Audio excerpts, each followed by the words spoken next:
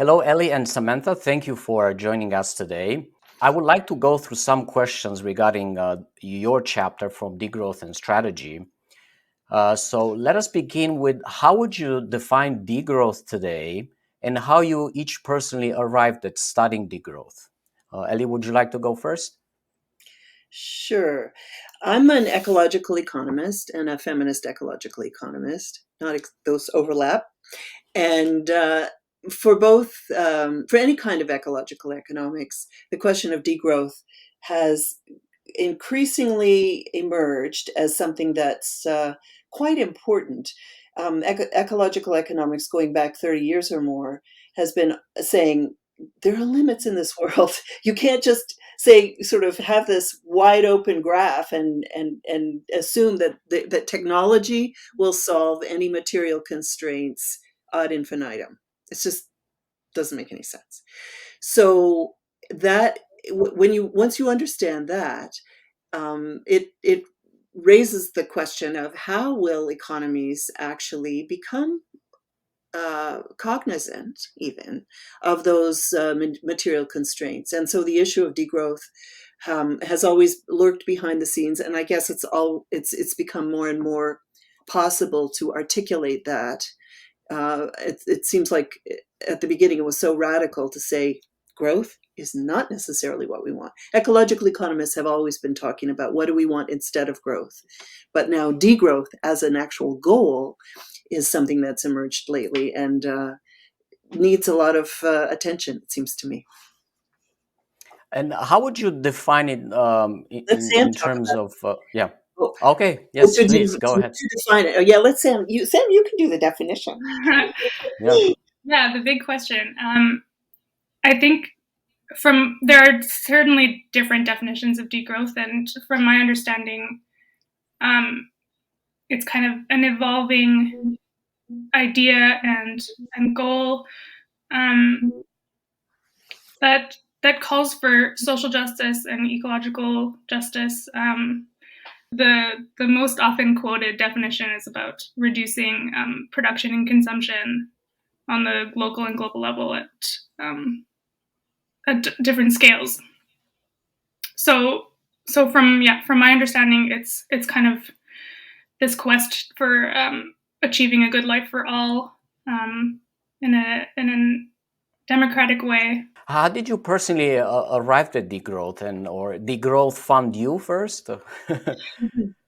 Yeah, degrowth did find me. I was a master's student in a climate lab in Montreal, and one of my lab mates just started talking about it one day, and my poor supervisor at the time had to deal with me completely shifting my research topic and finding a co-supervisor, and so my lab mate just started introducing this idea to me, and it was kind of like a light bulb went off in my head, and it seemed like the answer to all of our troubles. And so I just, from that point on, I read and read and read and just completely shifted trajectories in my research.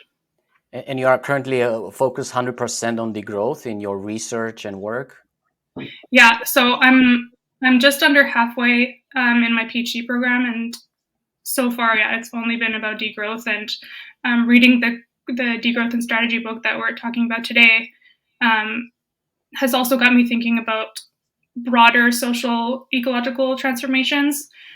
So I haven't quite decided yet whether I will stick strictly to degrowth or maybe expand a little bit to more general transformations. So I would like to move on to a quote from your chapter in which you write that, and I quote, social equity is the key to a degrowth transformation for a range of reasons. Political, theoretical, ontological, and ethical perspectives are all motivation for prioritizing social equity. To be politically viable, degrowth movements must focus on supporting alliances amongst all those who are alienated or excluded by growth-driven systems due to their intersectional discriminatory exploitation. So a diverse and socially united movement is a strong movement. And to follow up, another quote, a commonly recognized value and goal is that instills hope and common purpose. So my question would be, could you define for us social equity and what a common purpose might look like. Yeah, please jump in, Sam, when you want to. Social equity is the phrase that's used to um, problematize, I guess, the ways in which different groups of people can face different opportunities and different economic outcomes due to such things as gender discrimination, racial discrimination, ethnic discrimination of any kind, so sexual preference, and due also to geographic location, and due also to other to the ways that, for example, differences in educational opportunities play out along someone's whole life in terms of their earning potential and their political rights and their, you could say, the likelihood that they will vote and the way that they will vote and their susceptibility to being, there's so many ways that different people, through no fault of their own or through and totally outside of their control, are treated differently and have different opportunities in our socioeconomic system. So I would say social equity is the small two-word phrase that encapsulates all that, or tries to, and that's what our chapter is about. Sam, say what you think. Yeah, I mean, I think you pretty much covered it, but yeah, it's about justice and fairness, and people have different needs and different access, and Right. That's Uh, that's a crucial point. That point about needs, right?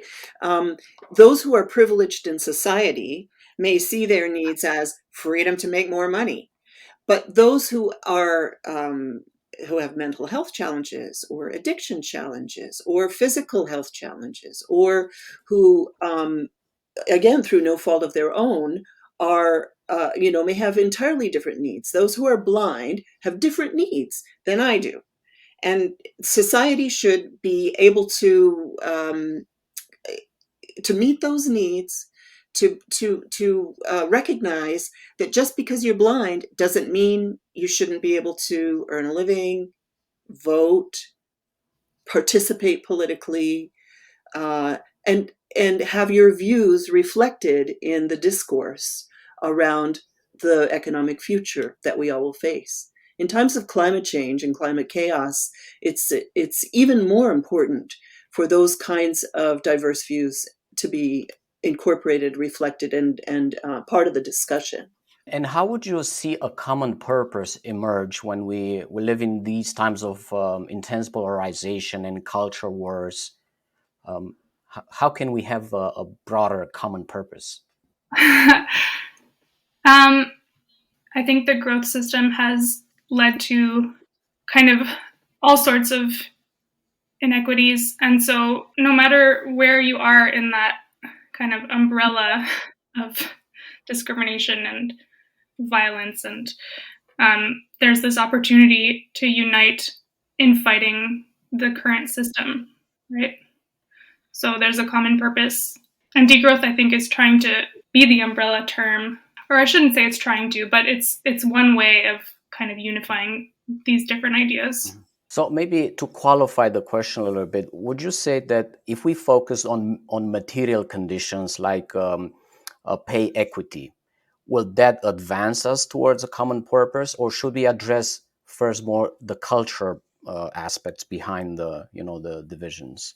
It seems to me that all of us are damaged to a certain degree by the Yeah. competitive capitalist system that pervades the whole world, really. When we talk about economics, we're really talking about capitalism. We're talking about the history and the functioning of capitalism.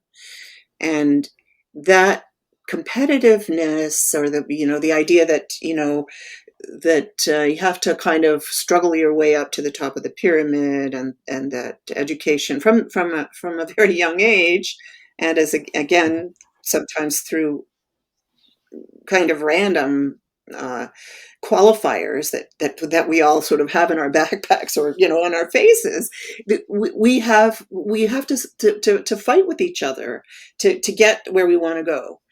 And there isn't this sense of the economy being a place of care, a place of social welfare, a place of respect for differences across the board. That those things are sort of, if you're lucky, they're taught to you as part of your education, and often as a part of your religious education or your cultural education at home, as kind of, well, yeah, we live in a capitalist system, but these are the buffers. We also have ethics. We also have values, and those are in a sense they're defenses against the regular system that we're all going to be thrown into and have to struggle with.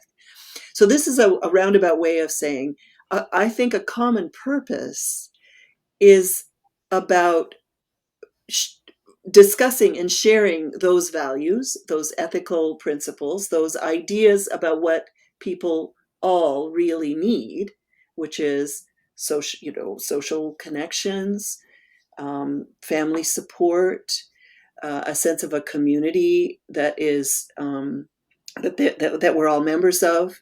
So these things are sort of the basis of well-being. And so I think degrowth tries to talk about those things as equally, if not more important, as actually more important, more fundamental to well-being than economic growth, than fighting your way up the system, than earning more and more and more and having a pension and being able to provide for your own needs and those of your family members. All of this kind of competition-based stuff is really not where people derive well-being from. This is a perfect segue to a question about ideology. And I would like to ask you both if you can paint a picture for us of how the ideology of growth, also called growthism, has generated the inequalities we live in, from wealth to income to culture. It's been generating inequalities since it began, right? It's based on unequal access, unequal distribution, based on elite accumulation. Can you maybe unpack for us what the elite accumulation means? When industrial growth first began in Europe, those in power just started forcefully privatizing land and commons and denying the basic needs to other people lower than them in society. Yeah. Yeah.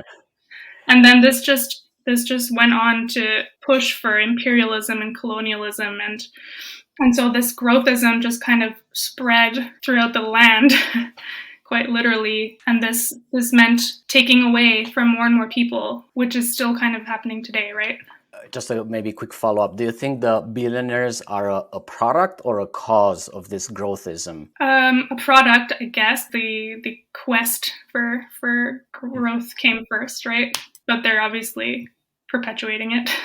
If you think about where growth comes from, or where consumption comes from, there are what we call raw materials or resources that mostly come from the earth. Agricultural production depends on solar energy, water from the water cycle from the sky, soils which are generated by microorganisms and the minerals in the earth. Then so you grow the corn. Okay, that corn was mostly made by earth ecosystem functions, with a slight dollop of labor to plant the seeds. You plant the corn, beans, and squash in the ground. It grows. You harvest it. Then you have the corn, and you can sell that corn for what? Money. So what happens to the money? Well, if the land happens to be owned by someone, then that someone charges rent, and then they get some of the money. If the workers are paid a fair wage, then they get some of the money. But where's the source of the money? The source of the money is largely what we could call nature, or you could call ecosystem services. It is something that happens on the earth. So when you talk about more and more growth, more and more production, mine it out of the ground, chop down those trees, sell them, you got them for free, really. You had to pay the workers to get them out of the ground or to chop them down, but really, you didn't make that tree. You didn't make that steel or that aluminum. you combined energy and the work that was necessary, and then pretty soon you had a lot of money. So the growth that we're talking about is the generation of those revenues that come largely from ecosystem services and from the labor of people. So you have every incentive, if growth is your goal, you have every incentive to exploit the workers, pay them as little as you can, as little as they will work for you for. Keep them from striking, prevent unions, don't worry about whether they get cancer, because that'll be in 30 years' time, and then you won't have to worry about them, right? And the same with the nature, the ecosystem services. If you're contaminating that soil with pesticides, or if you are, producing toxic effluent that is going to run over the land and contaminate it, if you don't own that land, you don't care, right? If nobody's forcing you to control those pollutants, fine. It increases your profits to ignore them. So it's easy to see how capitalism has caused many of the problems that we have inherited and that we are leaving for future generations. But to say capitalism caused this is kind of anthropomorphizing something that humans did, right?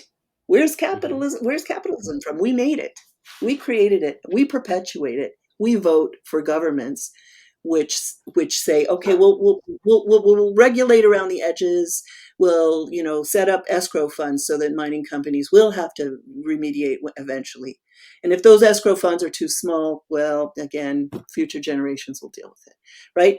Most of government policies now are about mitigating the worst excesses of capitalism, not doing away with capitalism, not dealing with the fundamental issue, which is it's not a sustainable system. It incentivizes exactly the wrong things. I'm in complete agreement. I would like to spend some time now on the very important role of women in the care economy and in social reproduction and the cultural shift since the Me Too movement.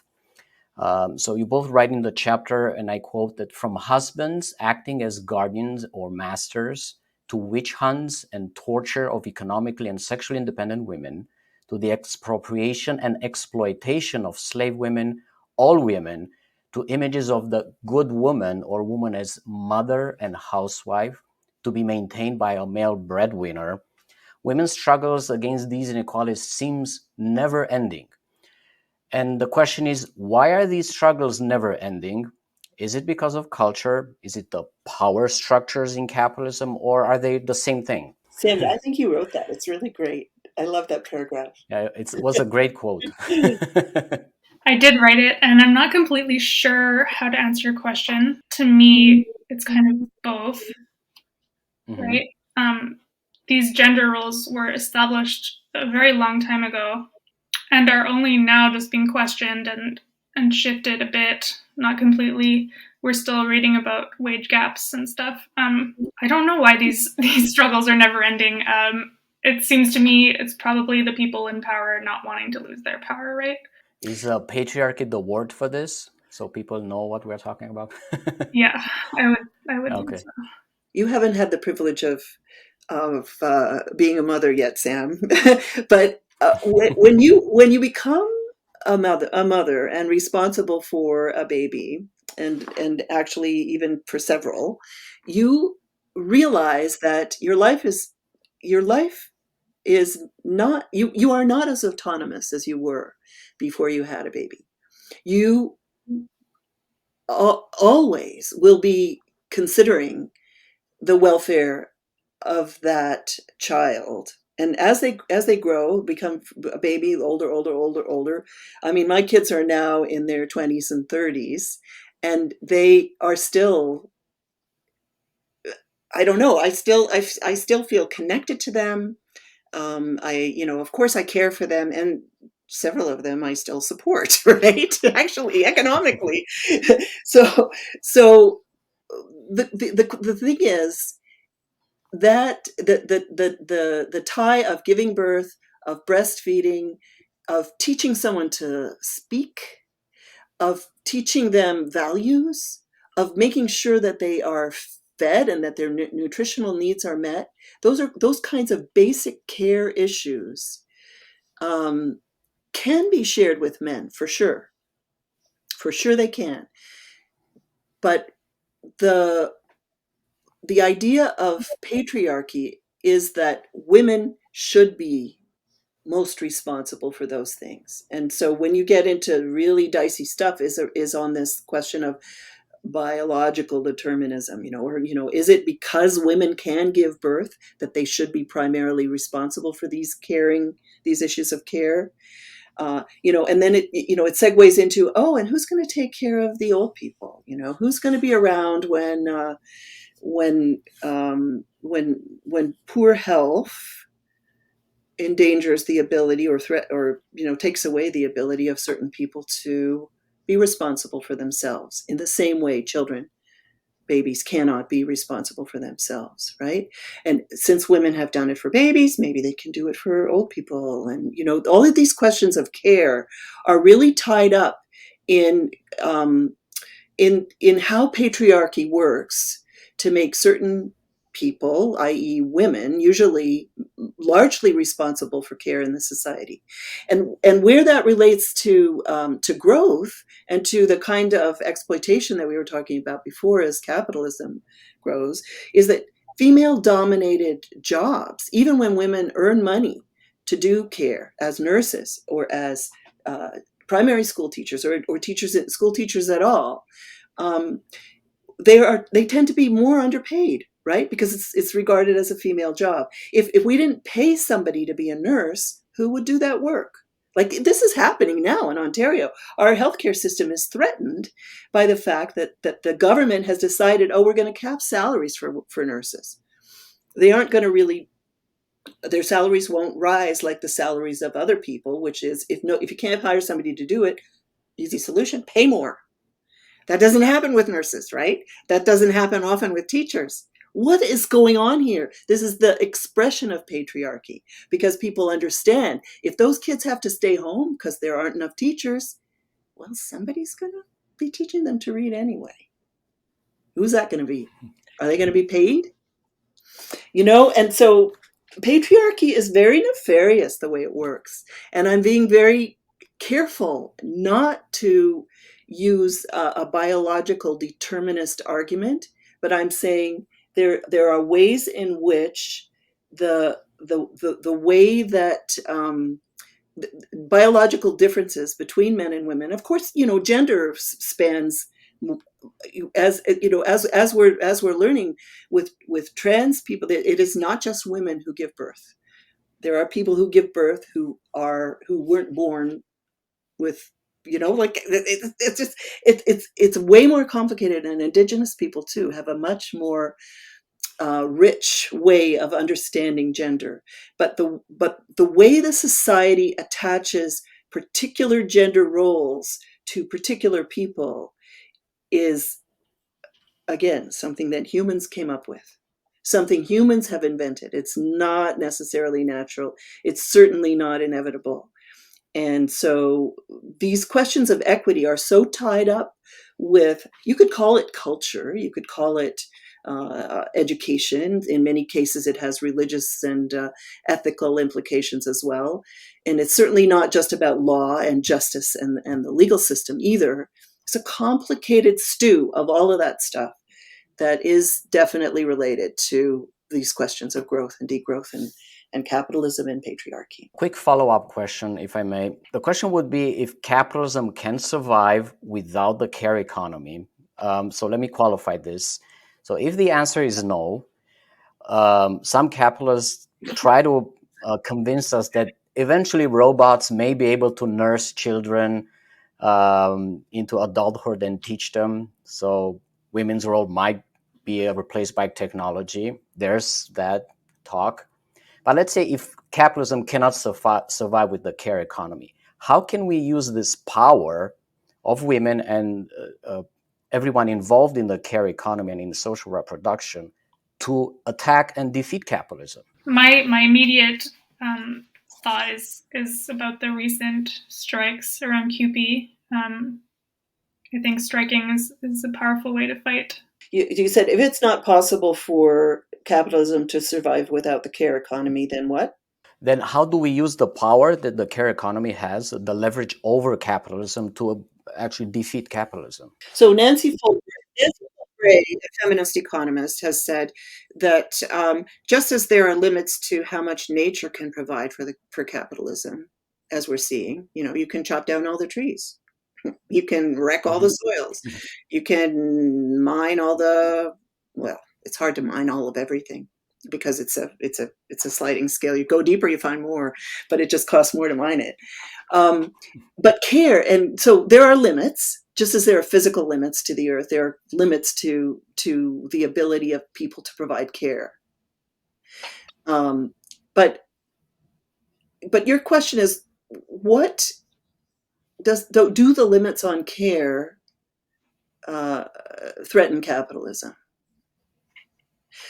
I think they do, but more in the way of not of people just removing themselves from capitalism. If the economy doesn't give you what you need, then you say, okay, well, I'll stay home and I'll provide what I need. And this is, the back to the land, folks. I'll grow my food. I'll put a solar panel on the roof. I'll delink for the sewage system. I'll capture rainwater, and my kids don't need to go to school because we will just train them up at home. There are people who live on farms everywhere who are living that way. But is that a way that is an option for most of the people in the world?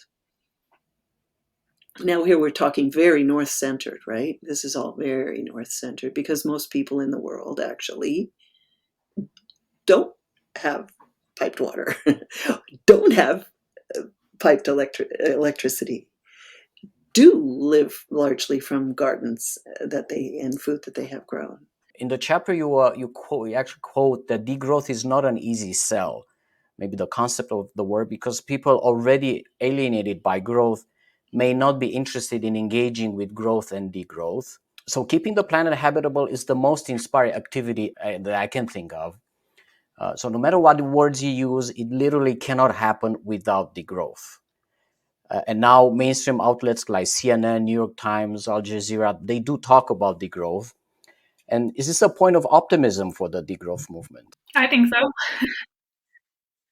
Yeah, I mean, it's very exciting in my opinion. I had my mom kind of email me a link to to the CNN article you're mentioning, and we were both surprised to see it in mainstream media. Um, so for sure, it's optimistic that it's spreading. I don't know if you want to talk about the alienated people of growth. Yeah, there's people who are struggling right within the current system, so they have bigger problems, I think, than theorizing. And I think growth has been sold to them as the answer to everything. So trying to ask them to degrow their lives when they're already struggling is kind of like, what are you even talking about? I don't. The word degrowth has been researched and shown to be a missile word, right? It scares people, and then there's also the idea of having to make do with less when you already don't have enough, kind of thing. Yeah, A I good think concept. degrowth is a little bit by focusing on growth, by naming growth as the issue, not care, not well-being, not um, collective provisioning or something. That's the cause of this problem for people who are already living very close to subsistence, and who need more. They need to consume more. They need better housing. They need light at night. They need, fuel to cook food, right? I mean, so those things, that moreness is what is seen as growth in many places in the world. I would say almost everywhere. That more, when you talk about more, you're talking about growth. The word degrowth, that's why it's a missile word, right? It sort of takes away that more without articulating the substitution or what you're getting instead, or the different way of seeing human existence, maybe. So in practice, degrowth may look very differently depending on geographical location. We are in Toronto and Montreal. Degrowth may look in practice very different than, let's say, a village in South America or India or in indigenous communities. You give in the chapter a few examples of Buen Vivir from South America. How would concepts like Buen Vivir or Ubuntu apply in megacities in North America, or versions of them? There are initiatives in cities in the global north, in the minority world, to provide the essentials of well-being and care collectively. It's quite difficult to do that in the context of capitalism, where funding, if it doesn't come from poor people themselves, has to come from the government or from NGOs or from charitable organizations. So the institutional structures of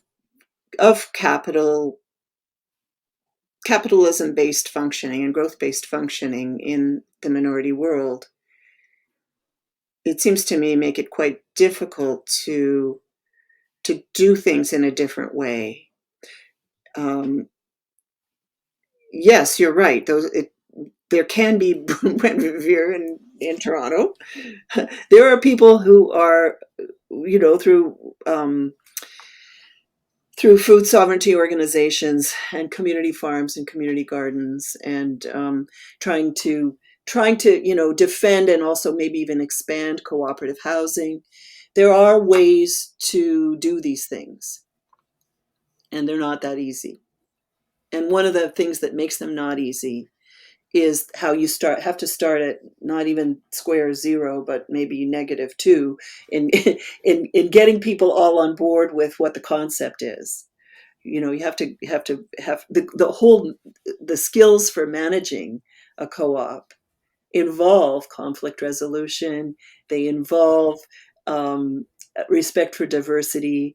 They involve, everybody has to go through sort of a training process in order to be a good cooperative member.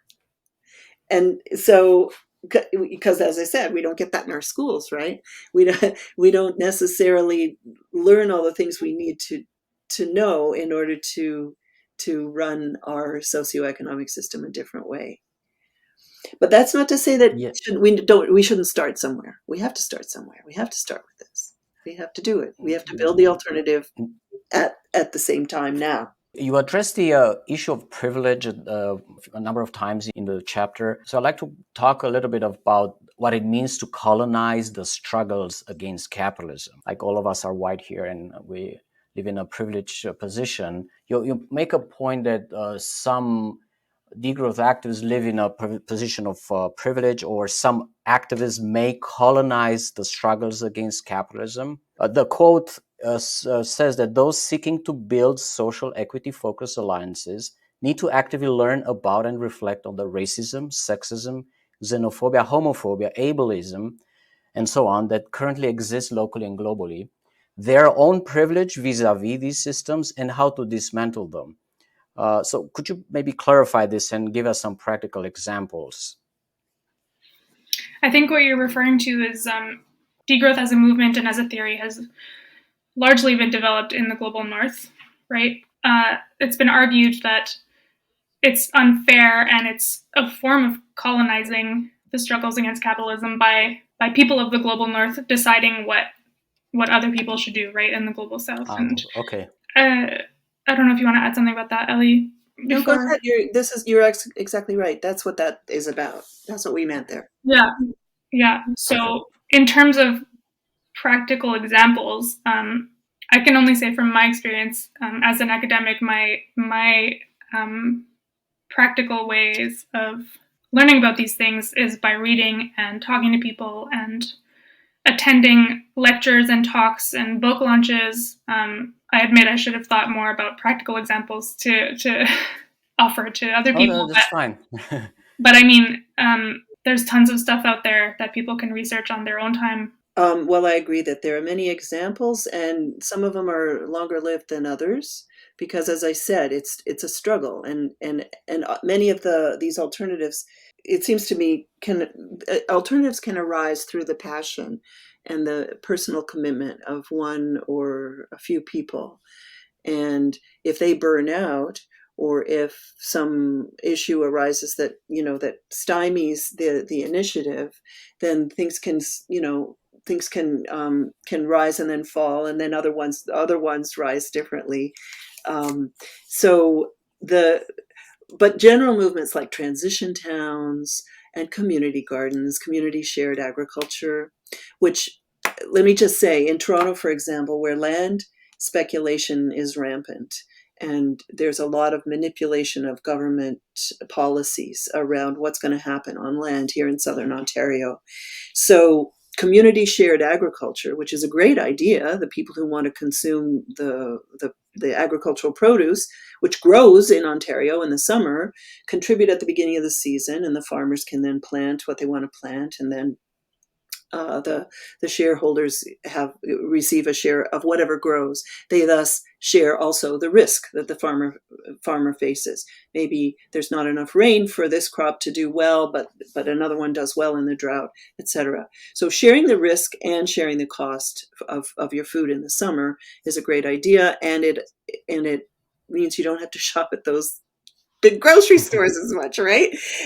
but Yes. but what makes community shared agricultural viable in Southern Ontario now is the fact that land speculators are holding this land that they want to build condos on, and while they're holding it, they're perfectly happy to rent it out to a farmer for short term, and they don't charge what that farmer would have to pay if the farmer bought the land.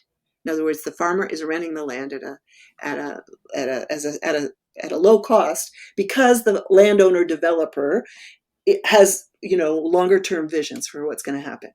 So is that a good thing or a bad thing? When you contribute to when you buy a share of a farmer's crop under those circumstances, are you really doing something that's alternative? It's complicated. It does get complicated. Well, I was just going to say the issue now is the housing. It's such a terrible Right. situation now. Housing. On this topic of housing, since you mentioned land, as a policy, I've heard being touted around a tax on land to cool down real estate speculation, to replace, not to some extent, income tax. Would that achieve the purpose of not decommodifying land, but bringing down inequalities and speculation? They already have a tax. They instituted a tax on housing transfer, land transfer, housing transfer tax in Toronto. Flipping houses, buy a house, renovate it, flip Okay. it. That is there's also a tax on foreign owners of land and housing in Toronto, because Toronto has become a place where rich people all over the world are parking their money, because they don't see any chance that housing prices in Toronto are not going to continue to increase in the double digits year over year. Can't make that much money in the stock market. Right.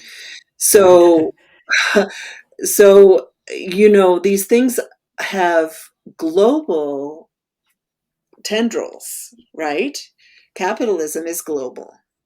And there again, fighting capitalism at the local level becomes very difficult when you're facing a global machine. But again, we have to do it, and we have to provide for the people who live here, who cannot compete with an emir from the Middle East for a condo, right? They just need a place to live. And how are we going to provide housing? I mean, it seems to me it's kind of obvious that if you're going to make housing, just make it impossible to speculate on that particular housing that we're providing by making it a co-op. Right. The profit motive is removed when it's cooperatively owned. Since we're on this topic, I will flip two questions and maybe stay on the issue of the commons and then come back at degrowth itself. So you talk in the chapter about the creation and restoration of the commons. And I realized that the imagination of many of our fellow Canadians and beyond may lack of memory what the commons actually are. And I'm saying this as a person who grew up under communism until it fell. So very few people have heard about Elinor Ostrom's work. Uh, how can our sisters and brothers relearn what the commons are, and how can we teach a suburban conservative voter of the value of the commons? I feel like you should be answering this question, Vlad. How was it under communism? Well, yes, I do have my own answers, but I wanted to hear your point. So I was born in 79, and in the 80s, communism was at its highest, and Ceausescu wanted to pay off the foreign debt at the expense of standards of living and democracy in the country. So everything was about paying off debt. That meant for us that the commons in Romania, which were understood from agricultural land to oil production, grain exports, everything was purpose for this. Why was the debt so high? Go ahead. Originally, the communist regime had borrowed Western currency to purchase industrial equipment to develop the industry. So once that kind of established itself and Romania developed its own industry, they wanted to pay off foreign debt and have less dependency on imperialist regimes in their language.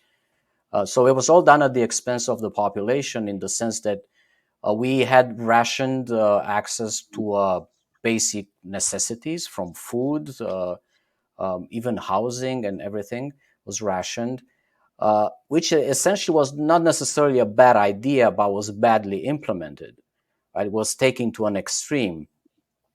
On top of this, commons were not democratic. So the Communist Party was controlling everything. Agricultural cooperatives were controlled by the Communist Party, so there was no democracy.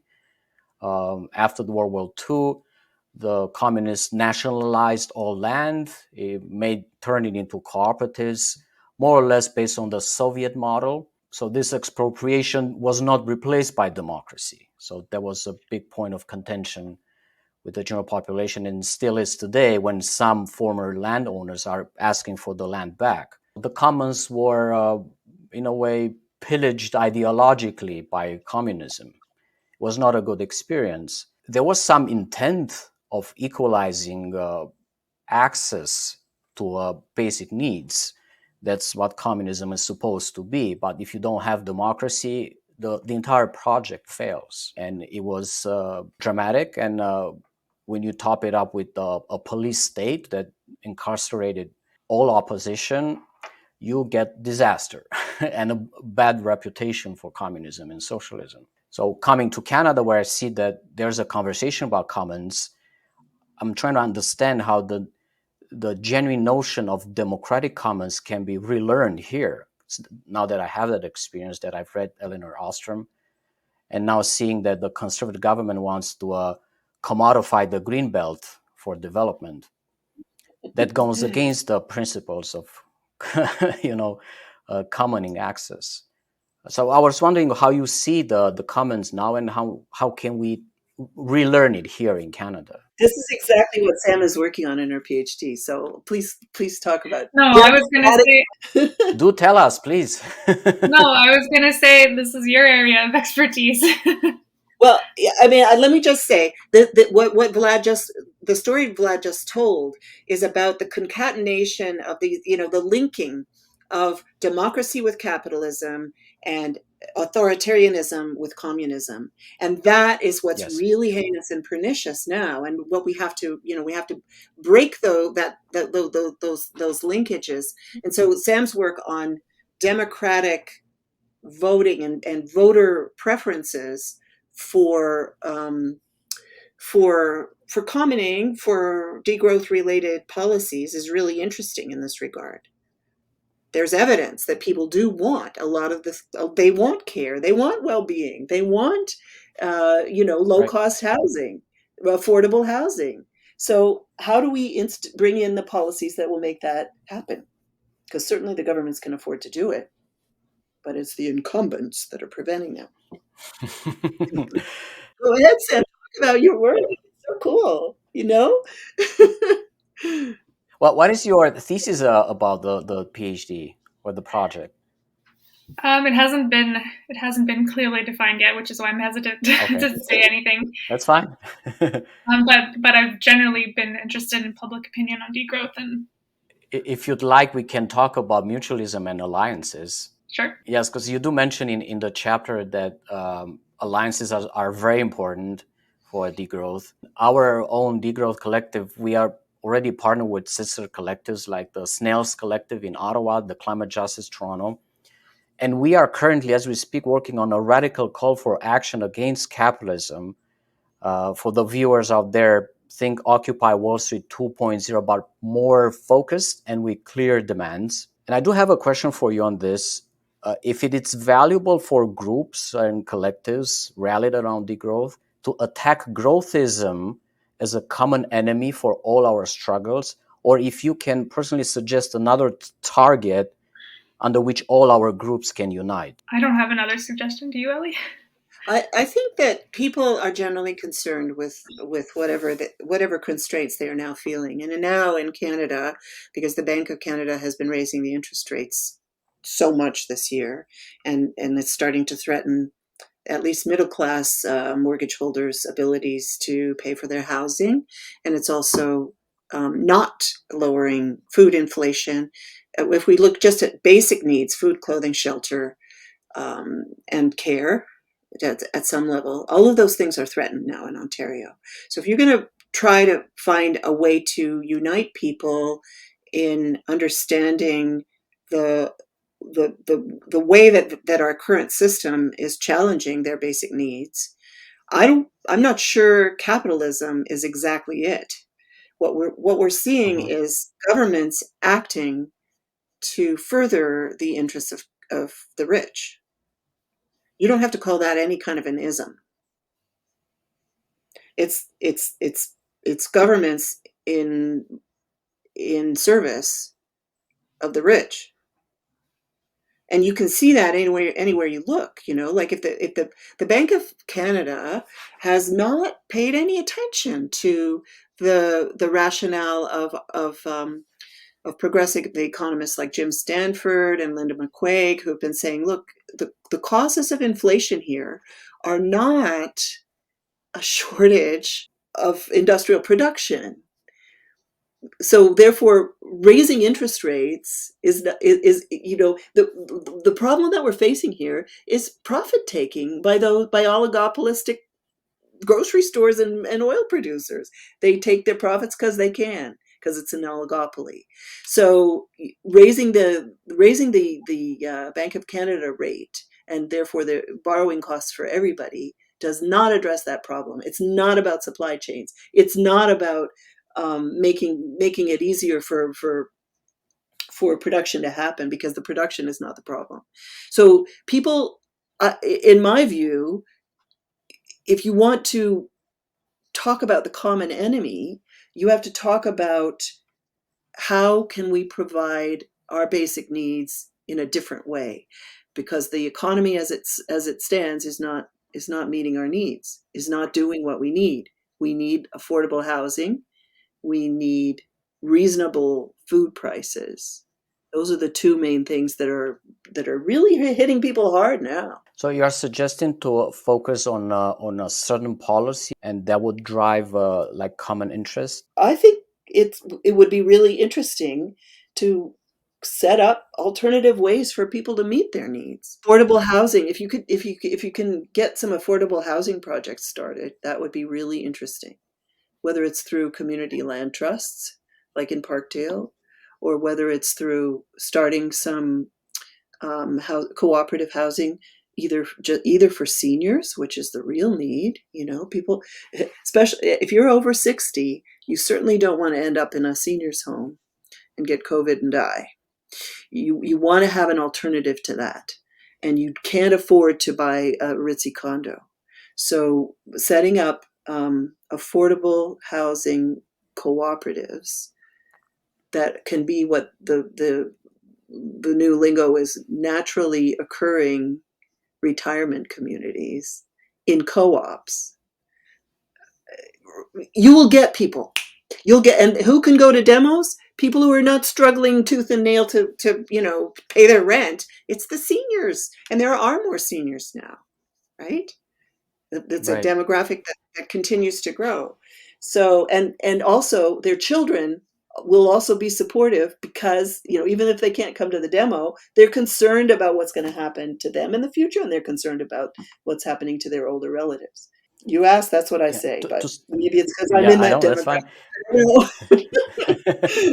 don't know. So if you don't mind, if we stick a little longer on policy, and I do have a certain set of policies in mind, and I'll just go through them quickly for our viewers, like universal basic income, universal basic services, and maximum income.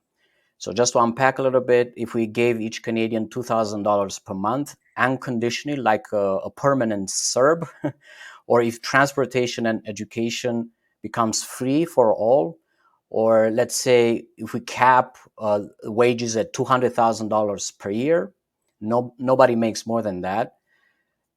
Are these policies a positive driver for people to switch their thinking about degrowth and what is possible within and beyond the current status quo, which is capitalism? Samantha, I would like to hear what you think about this. Me too. Yeah. Yeah, I mean, we've seen the basic income come into play during COVID, right, in Canada. And I think that's been an eye opener for many people. And it obviously gave people room to breathe. It let them not go into dangerous situations at work. It let them focus on their care work and families and health.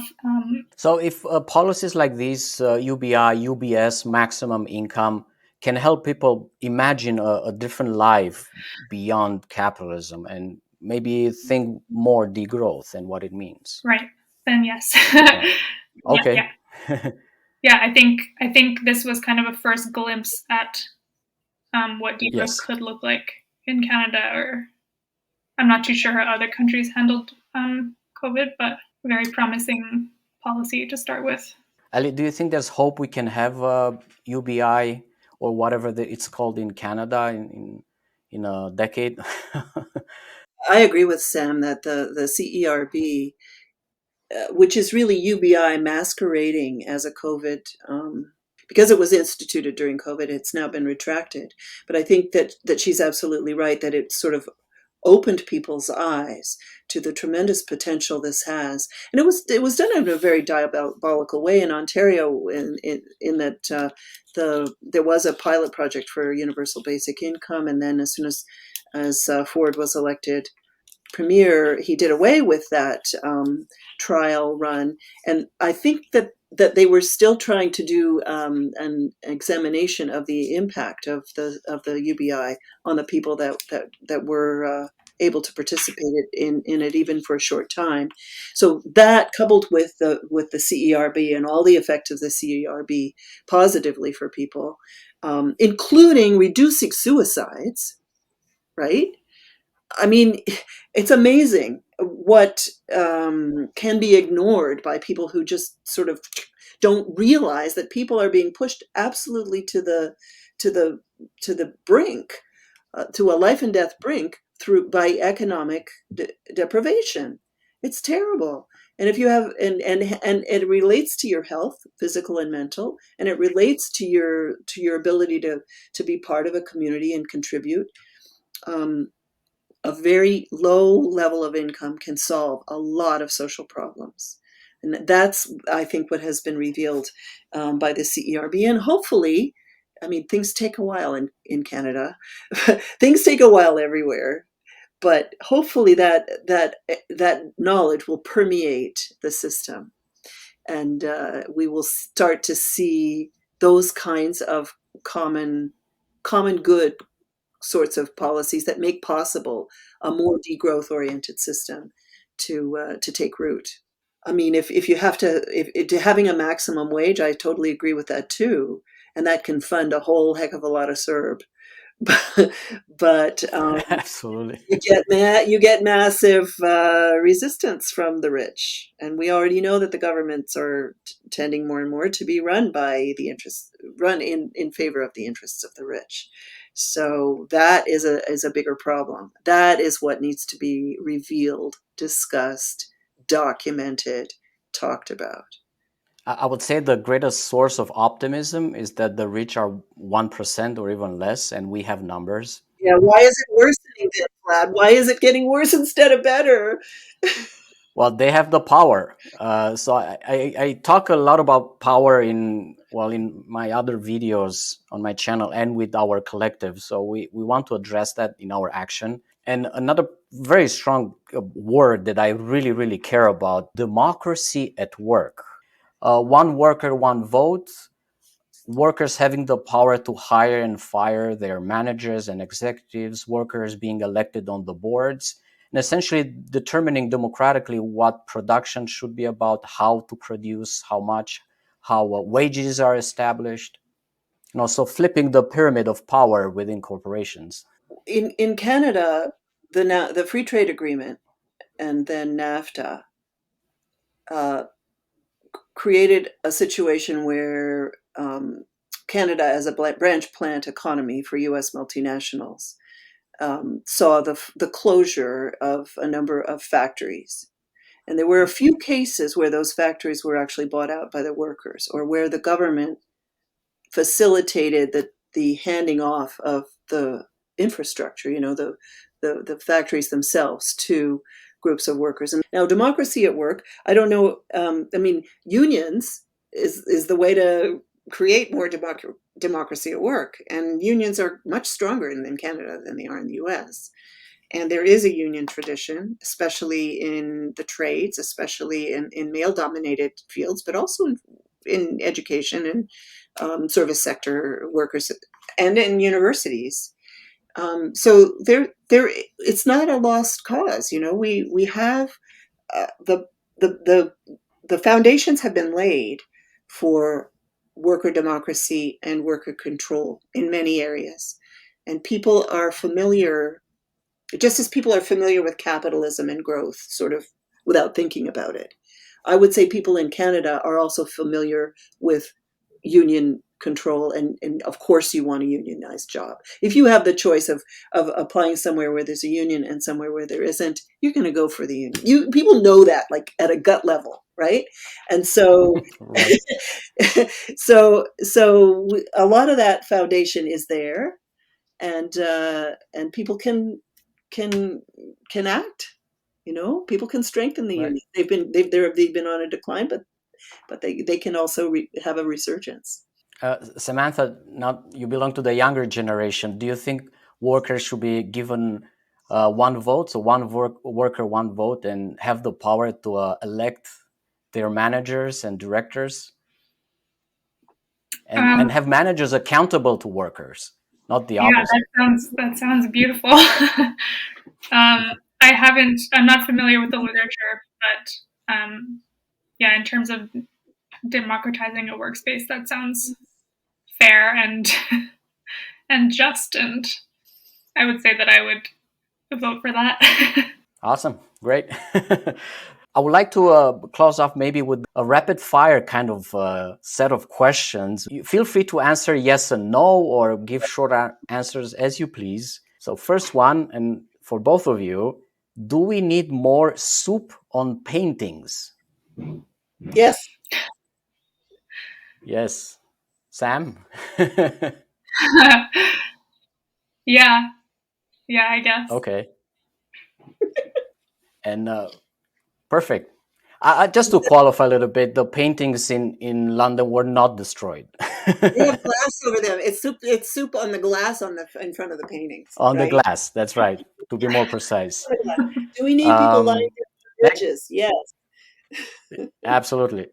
Second one, do we need more women in climate movements? Sure, but there are already lots. Perfect. Are there enough? Never enough. Sounds good. And the next one is a bit tricky, a tricky question, and you will see what I mean by that. Do we need more women working as police officers? Yes. Police should be run by women. All police officers I should be women. agree. Do we need more democratic inclusion, diversity, and equity councils inside corporations? Yeah. So now I will qualify the question. Some corporations are using these councils as virtue signaling. Just like when RBC claims to be carbon neutral or something, when they make that claim, you can then question it. You can say, okay, demonstrate. What are your metrics for carbon? Right? It at least opens the possibility of a discussion around issues. I think it's like a toe in the door, and it becomes something that you can build on. Of course, it's an opportunity for virtue signaling, but they're doing that anyway. Do we need to talk more with our fellow conservative voters about degrowth? So I take it as a yes. More parking lots or more public transit? Transit. Transit. Bikes. Transit. Do we need more nuclear power? No, we don't need more nuclear power. We don't need small modular nuclear reactors. We need to figure out what to do with the nuclear waste that's already there, in the same way that we should do that before we talk about carbon capture and storage, in my humble opinion. Got a big problem already. Yeah, reduce consumption. And final question, a bit of a more open question. Do we need more YouTube videos about degrowth, and what should they be about? Yes. Okay. Yes. I don't know everything, I guess.